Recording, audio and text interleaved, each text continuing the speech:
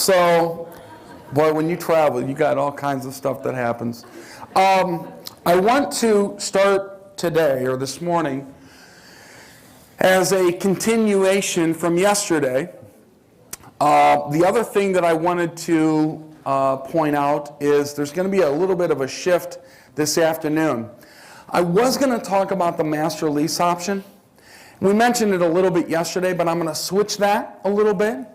And I'm going to talk a little bit more about subject twos because there seems to be more people looking into that as a strategy. And I'm going to save the master lease option since it's more of a multi-thing for Chicago. So we did touch on it a little bit yesterday. So I just want to make sure you knew that change. But I want to continue from yesterday. And let me go ahead and get my clicker. We covered like probably 4 or 5 different techniques from yesterday. And one of the things that I wanted to continue on was this property that I had bought in Lafayette, Indiana. What was interesting about that property was before I bought it, I knew my strategy on it. And my strategy was to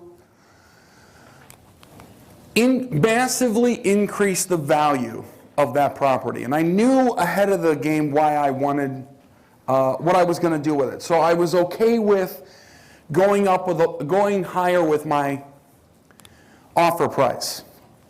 Remember this property, $3,150,000. Okay.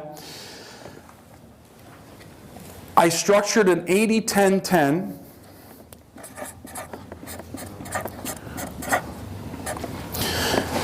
80% bank financing, 10% seller financing, 10% down payment. You remember this slide from yesterday, right? Okay. So this was my down payment. What was interesting, though, is my relationship with my bank at that time. The bank said, hey, we'll lend you 85% on this, which was interesting because going in I had figured all my numbers at 80. Great. So that means my down payment is not $315,000. What is it? It's 5% of the purchase price, which would be $157,500. Everybody see that? We automatically, everybody see that or no? Because this is really 5% of the purchase price. If you go back up here, you'll notice this turned into an 85, 10, 5. Okay, everybody see that? Now, why would a bank do that, by the way? A bank would do that because, oh, sorry, camera guy. I'm not supposed to walk front and back like that, right? Why would a bank do that? A bank would do that because they're confident in the borrower, they're confident in the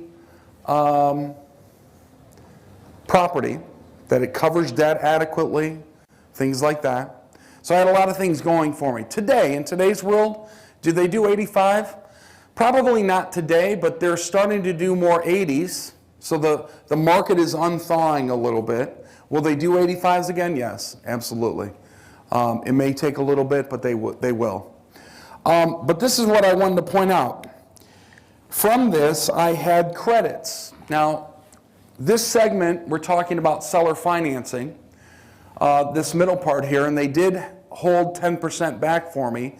I gave them their asking price, but this was a very deep pockets individual. Golf courses, skyscraper, you name it. And, right. And when I went to the closing table, the seller doesn't know about this. Okay? They didn't know that I could get 85. If they knew that from the get-go, he probably wouldn't have given me the 10. Okay? That's what caused him to be so adamant at closing, pounding on the table. How did you do this? But I was able to reduce this 157.5 by credits that happen at the deal.